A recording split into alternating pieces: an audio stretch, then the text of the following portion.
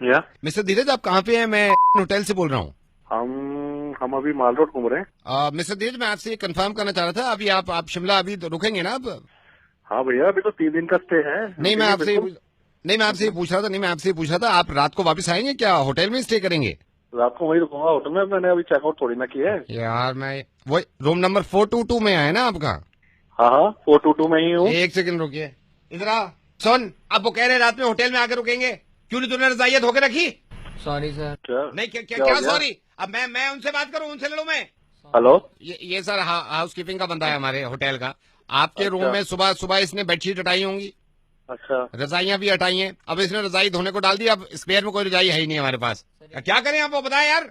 Sir एक दिन के लिए बोल दो, अगर बिना रजाई की हो जाए तो। एक दिन के लिए बोल दो सर? एक दिन आप बिना रजाई के एक रात आप फैमिली के साथ स्टे कर लेना। मैं इसकी क्लास लगाऊंगा।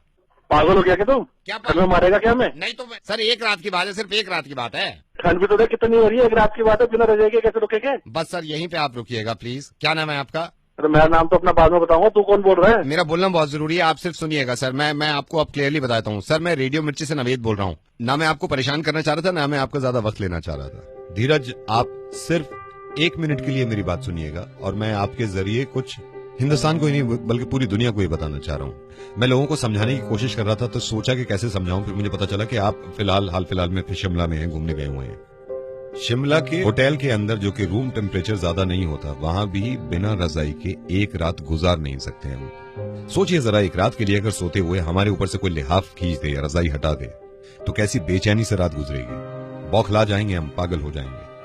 इस कॉल का मकसद ये है कि लोगों को पता चले कि ये हमारे लिए कितना कुछ करते हैं। आज अफसोस की बात यह है कि हनुमंत थप्पा ने दम तोड़ दिया और वो शहीद हो गए। और मैं ये सोच रहा था कि जब हनुमंत थप्पा बर्फ में फंसे हुए थे, जब उनकी सांसें चल रही थी, कुछ तो ख्याल आया होगा उन्हें अपनी बीवी के बारे में, कुछ तो सोच रहे होंगे वो अपने माँ बाप के बारे में।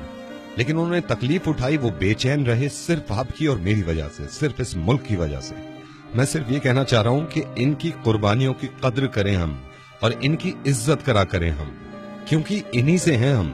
सही कहा नावेद। इत्तेफाक से हमारी दिल्ली में ज्यादा ठंड पड़ी नहीं है, उसके बावजूद रात को 1 बजे आप अपनी गाड़ी से निकले, अपना शीशा नीचे करके सिर्फ अपना हाथ बाहर निकालिएगा, तो आपको एहसास होगा कि एक इंसान अपनी मुल्क के खातिर, अपने लोगों के खातिर बर्फ के नीचे दब जाता है, मुल्क के लिए शहीद हो जाता है।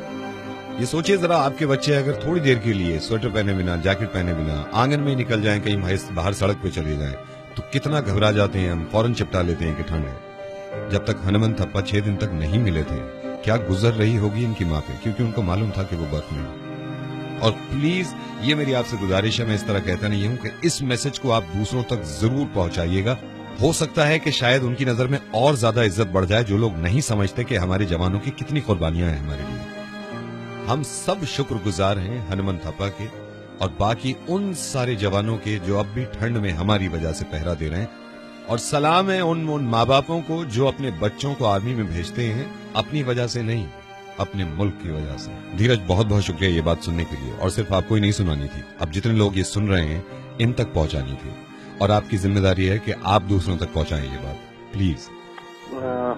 मैं सलूट करता हूँ हनुमंत थप्पा को, जिसने हम लोगों की वजह से अपनी जान दे दी और शहीद हो गया, और उनके साथ उन बाकी सोल्जर्स को भी जो उनके शहीद हुए। और बात खत्म करने से पहले ये मैंने कहीं पढ़ा और आपको बताना चाहता हूं मैं, कि तेरी सलामी में वो बर्फ भी आज पिघल गई होगी, जिसकी लाख कोशिशों के बाद भी तूने हथियार नहीं डाले।